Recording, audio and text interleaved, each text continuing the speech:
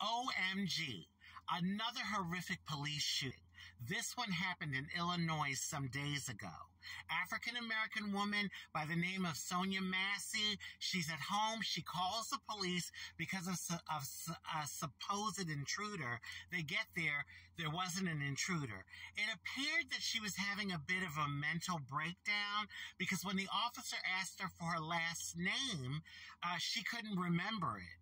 There was some water boiling on the stove, and the officer said, "Oh, you better go over." I'm not sure which one said it, but anyway, they allowed her to go and turn the stove off. She turned the stove off. She has the boiling water in her hand, and the audio in the video was a little kind of hard to hear at that point, but what I made out is that she said to them, "Why are you all backing up?" And they said, "Oh, we don't want to be scalded by the water." And then she says, "I rebuke you in the name of Jesus." And they lost it. They said, they pulled out their guns and they're like, "Put the water down, put the water down, put the water." And I guess she panicked and was ducking. One of the officers shoots the woman in the head and kills her. Okay?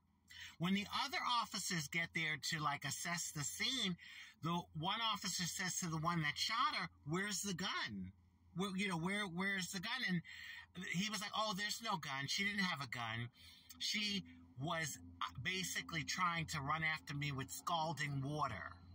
He says, "Oh, she rebuked me in the name of Jesus and she was coming after me with the water," which was a blatant lie. Thankfully, his partner had his body cam on and recorded the whole thing. He didn't have the shooter, the police officer that shot her, didn't have his body cam on until after she had been shot.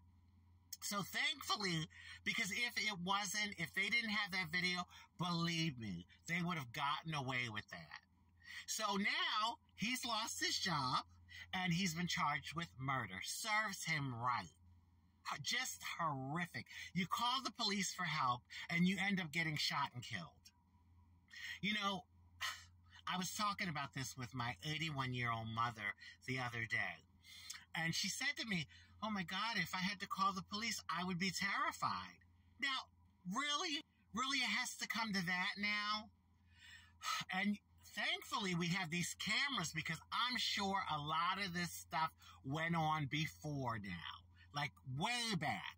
But now because of the cameras, a lot of these officers have to be held accountable.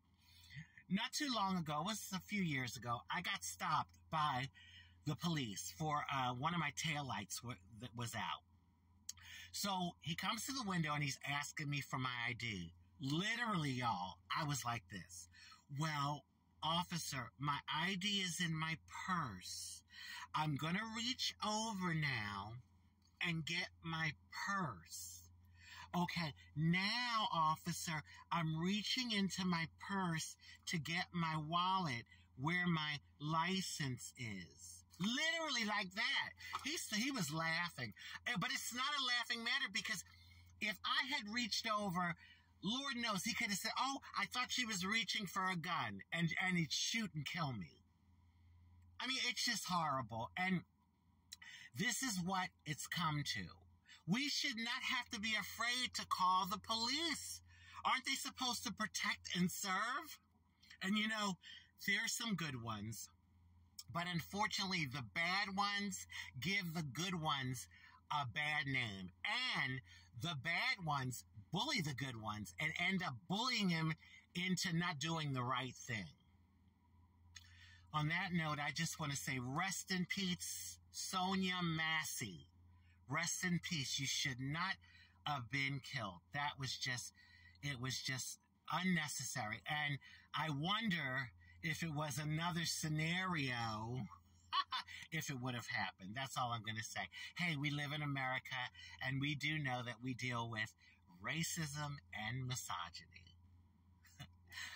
Okay, I'm out.